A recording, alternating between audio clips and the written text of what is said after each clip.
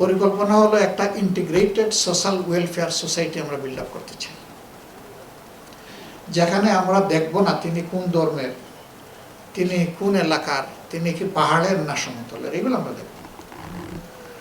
এখানে কেউ কেউ আমাকে বলছিলেন যে উপজাতিদের মধ্য থেকে এখানে আসছে। আমি কোনো উপজাতিও স্বীকার করি না, আমরা সবাই মিলে এক জাতি। কিসের আবার উপজাতি? একই ভাষায় কথা বলি, একই ক্লাসে বসে লেখাপড়া করেছি, একই ময়দানে আমরা দায়িত্ব পালন করি, এই ধরনের খাবার আমরা খাই, একের উৎপাদিত ফসলের অন্যরা আমরা উপকার ভোগ করি। এখানে আবার উপজাতি কি? আমরা সব মিলে এক জাতি। আমরা আমাদের নেশনকে এনি ওয়ে আমরা ডিভাইড করতে চাই না।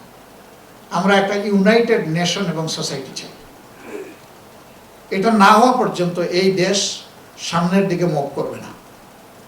ওই এখানে বসে গোড়াগড়ি খাবে।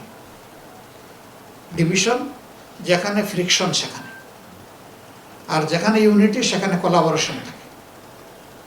আমরা সেই ইনোভেশন এবং কোলাবোরেশন নিয়ে সামনের দিকে আগাতে চাই ইনশাআল্লাহ।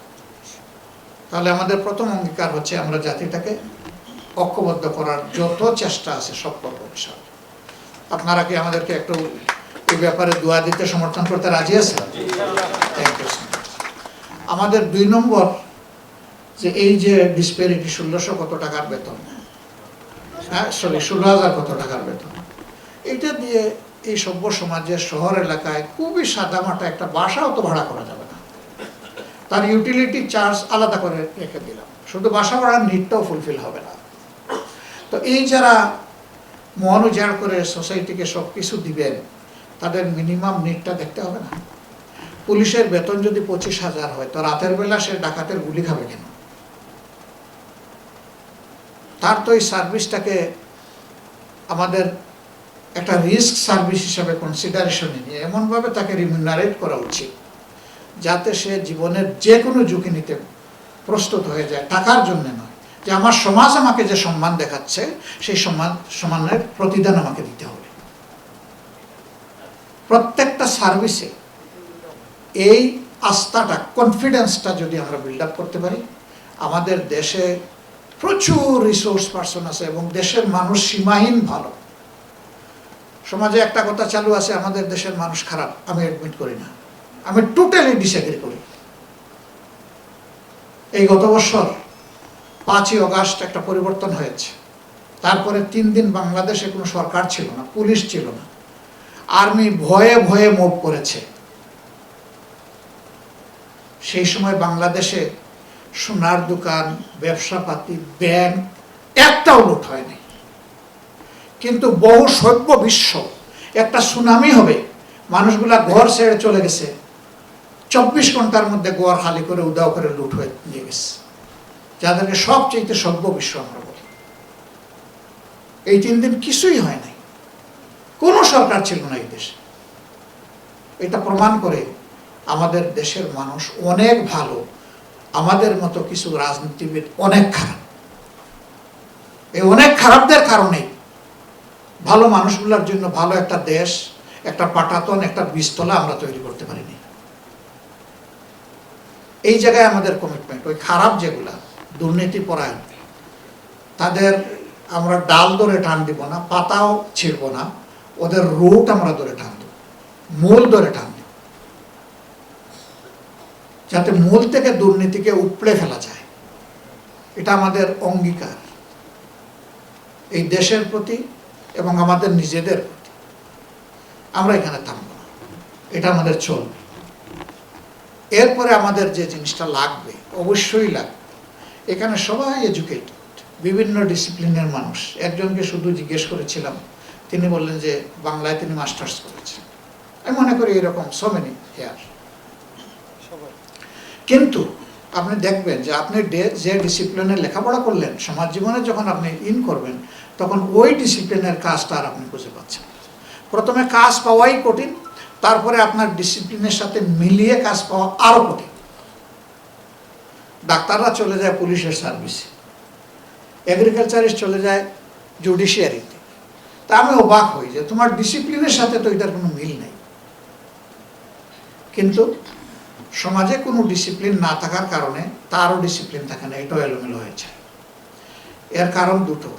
নাম্বার 1, আমাদের দেশে কোনো মানসম্মত শিক্ষা ব্যবস্থা আমরা গড়ে তুলতে পারিনি। নাম্বার 2, আমাদের শিক্ষা ব্যবস্থায় কেরিয়ার সিলেকশনের কোনো ব্যবস্থা নেই। মা বাপ ঠিক করে যে তার সন্তান কি পড়বে না, এটা তো ঠিক করার কথা স্কুলে যে শিক্ষক শিক্ষিকা তার ইন্টেলিজেন্সিয়া, তার ঝোঁক, এগুলা দেখে পরীক্ষা করে যে তুমি যাবা এইদিকে, তুমি এইদিকে, তুমি এইদিকে, তাকে ডিভাইড করে দিবে। ওই কেরিয়ার সিলেকশনের কোনো সিস্টেমই আমাদের গড়ে ওঠেনি। ফলে যে যেমন করে পারি আমরা সে তেমন করেই আমাদের লেখাপড়া করতেছি। আমরা অভিভাবকহীন, মা বাবা যতটুকু বুঝেন ততটুকু করে। আবার এখন ব্যাড ট্র্যাডিশন হয়েছে, স্কুল কলেজে ক্লাস চলে গেছে সম্মানিত শিক্ষকের বাসায়। এই জায়গায় সাফিসিয়েন্ট ফিডিং দেওয়া হচ্ছে না আমাদের সন্তানদেরকে। এখন নাস্তা যোগ করা হয়েছে, কিন্তু আসল খাবারটাই তুলে নেওয়া হয়েছে, যে খাবারটা হইল শিক্ষার খাবার। তো যে মা বাপের সামর্থ্য আছে তারা ওখানে পাঠায় পড়ায়, কিন্তু যার সামর্থ্য নাই তার চিলড্রেন ড্রপ আউট হয়ে যায়, ঝরে পড়ে। আমরা এই জায়গাটাকে এক জায়গায় আনবো, মিনিমাম একটা জায়গায় ইনশাআল্লাহ। এরপরে যাদের সামর্থ্য আছে তারা যদি আরো বেটার কোনো ফ্যাসিলিটি দুনিয়ার কোনো জায়গায় নিতে চায়, ডোর ওপেন। কিন্তু বেসিক নিড, বেসিক এডুকেশন পাওয়ার অধিকার সকলের সমান। যারা আমাদের চা বাগানের শ্রমিক ভাই বোনেরা আছেন, তাদের সন্তানরা কি এই সুযোগটা পায়? যাদেরকে আমরা পরিচ্ছন্নতা কর্মী হিসাবে জানি, একটা বিশেষ সম্প্রদায় হিসাবে আমরা তাদেরকে আইডেন্টিফাই করে রেখেছি, তাদের সন্তানরা পায় না। তো তারা কি হয়? তারা অনাদরে, অবহেলায় নিজেদের মতো গড়ে ওঠে, শেষ পর্যন্ত সমাজের জন্য বোঝা হয়, নিজের জন্য বোঝা হয়, অথচ তারা তো সম্পদে পরিণত হওয়ার কথা। তো আমাদের টার্গেট হচ্ছে এভরি চাইল্ড। আমরা এভরি চাইল্ডকেই সম্পদে পরিণত করতে চাই। তাহলে বাংলাদেশে কোনো জনসংখ্যা হবে না, বাংলাদেশে হবে জনসম্পদ ইনশাআল্লাহ।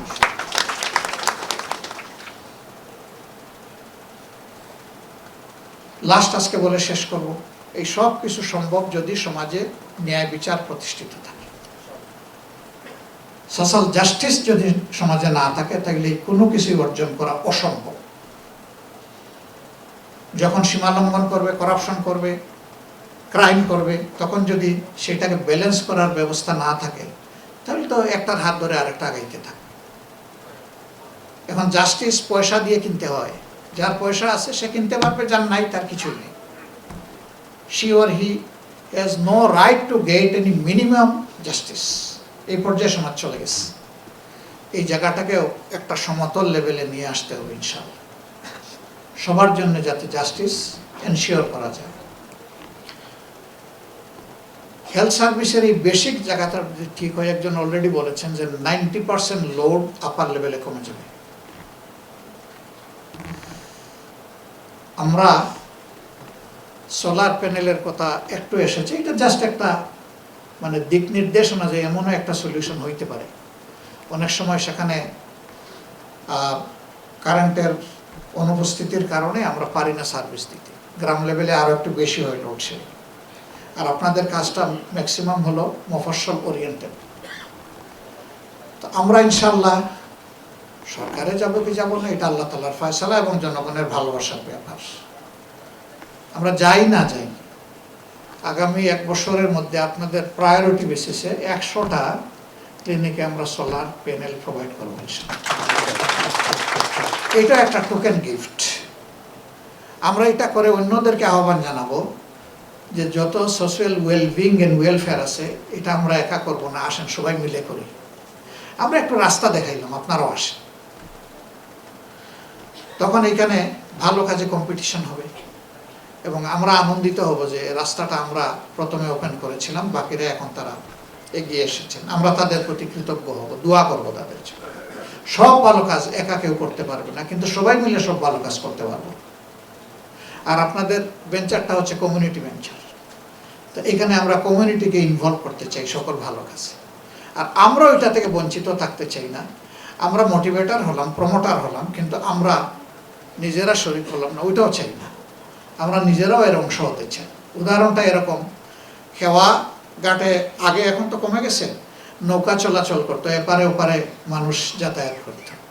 তো প্যাসেঞ্জাররা কিন্তু এপার থেকে গিয়ে ওপারে ওঠে, মাঝি কিন্তু নৌকাই থাকে। আমি সেই নৌকার ওই মাঝি থাকতে চাই না যে নদীর উপরে ভাসে, বরঞ্চ আমি আমার ডেস্টিনেশনে গিয়ে কাজ সেরে আসতে চাই, অর্থাৎ জনগণের অংশ হতে চাই ইনশাল্লাহ। আমরা, আপনারা দোয়া করবেন। আমরা যদি দায়িত্বে যাই, আমাদের চিন্তা এতটুকুতে থামবে না ইনশাল্লাহ, আমাদের চিন্তা আরো বহু দূরে। এটা আজ হোক কাল হোক, আমরা বিশ্বাস করি সদিচ্ছা থাকলে, পরিশ্রমী হলে, আপনাদের ভালোবাসা পেলে সবগুলাই অর্জন করা সম্ভব হবে ইনশাআল্লাহ। সেই দিন অগ্রিম সুসংবাদ দিয়ে রাখতে চাই, সমাজের কোনো সেকশনের কোনো দাবি দাওয়া নিয়ে সরকারের কোথাও কোনো ধর্ণা দিতে হবে না এবং কোনো মিছিল মিটিং করতে হবে না।